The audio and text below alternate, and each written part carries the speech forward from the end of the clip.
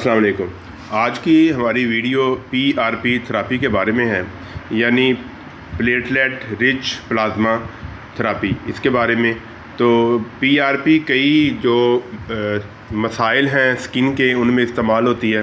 ख़ास तौर पे जो आपकी फ़ेस की स्किन है उसको जवान, पुरकशिश और हमवार रखने के लिए, उस पे से कील मुहासों के निशानात को दूर करने के लिए, आपके बालों के लिए जो मतलब बाल जिसके गिरते हैं झड़ते हैं बाल, तो उनके लिए इस्तेमाल होती है। और उसके अलावा आपके जोड़ों के दर्दों के लिए, क्योंकि ये कोलेजन जो है उसके जो उसको बढ़ाती है, उसको बड़ी मुफीद है, तो उसके लिए इस्तेमाल होती है।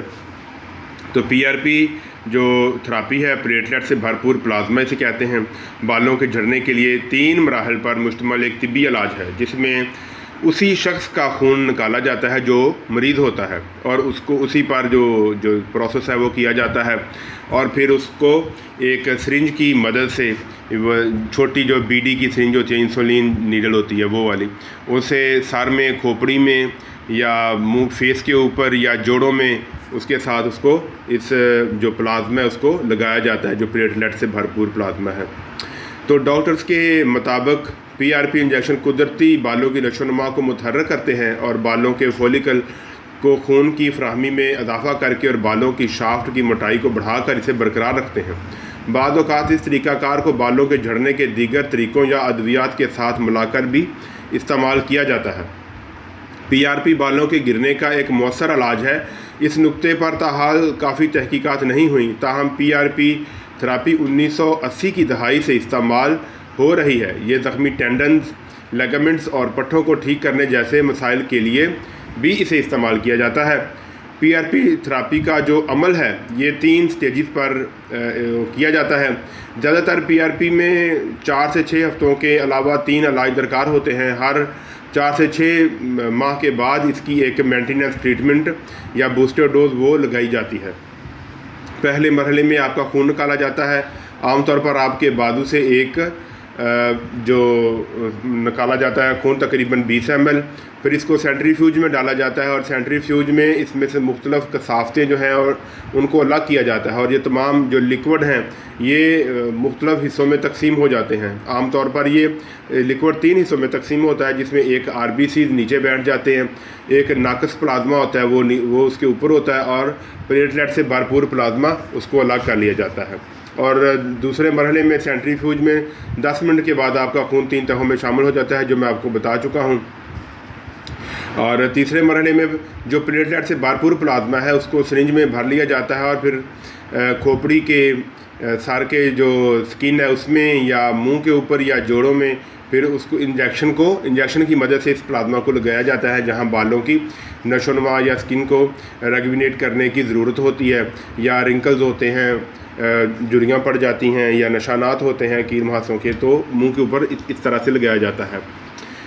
अच्छा, उसके बाद ये है कि ये इलाज कितना अरसा चलता है। पीआरपी थेरापी ऐसी हालतों का इलाज नहीं है जो बालों के गिरने का सबब बनते हैं। इस वजह से एक शख्स को बालों की नशोनुमा के नताइज को बरकरार रखने के लिए वक़्त के साथ साथ मुतअद्दिद पीआरपी इलाज करवाने की ज़रूरत होती है। यही बात उन दवाइयों के बारे में भी सच है जो आमतौर पर डॉक्टर एंड्रोजेनिक एलोपेशिया के इलाज के लिए इस्तेमाल करते हैं, जैसे कि टॉपिकल मोनोऑक्सीडेल, रिगेन और ओरल फाइनेस्टेराइड प्रोपिकिया। किसी शख्स को कितनी बार पीआरपी करवाने की ज़रूरत होती है, उसके लिए डॉक्टर की सिफारिशात ज़रूरी हैं, और उस शख्स की हालत और उसके इब्तदाई इलाज के नताइज के लिहाज से ये फ़ैसला करना पड़ता है। बालों के गिरने पर काबू पाने के बाद डॉक्टर हर 3 से 6 माह बाद मेंटेनेंस इंजेक्शन लगाने का मशवरा दे सकता है। बालों के झड़ने के लिए पीआरपी के मुज़र असरात भी मौजूद होते हैं। चूँकि पीआरपी थेरापी में आपका अपना खून आपकी खोपड़ी में या आपकी फेस की स्किन में दाखिल किया जाता है या आपके जोड़ों में दाखिल किया जाता है, इसलिए आपको जो मुतअद्दी अमराज हैं, जो दूसरे लोगों से मर्ज़ फैलने का अंदेशा है, वो तो बिल्कुल नहीं होता। लेकिन फिर भी कोई भी इंजेक्टेबल थेरापी जो होती है उसमें हमेशा जो उसके बाद के असरात हैं, ज़िमनी असरात हैं, उनका ख़तरा होता है, जैसे कि खून की नालियों या आसाब को चोट लगना, इन्फेक्शन, इंजेक्शन पॉइंट्स पर कैल्सिफिकेशन, ज़ख़म के निशानात, इंजेक्शन साइट पर हल्का दर्द, खून निकलना और सोजन, सर में दर्द, ख़ारिश और आर्जी तौर पर जो इंजेक्शन की जगह से खून निकल सकता है। इस बात का भी इम्कान है कि आपको थेरापी में इस्तेमाल होने वाली बेहोशी की दवा पर मनफी रद्द-ए-अमल हो सकता है। अगर आप बालों के झड़ने के लिए PRP थेरापी कराने का फ़ैसला करते हैं तो अपने डॉक्टर को बेहोशी की दवा के हवाले से अपने टॉलरेंस लेवल के बारे में पेशगी मतला करें।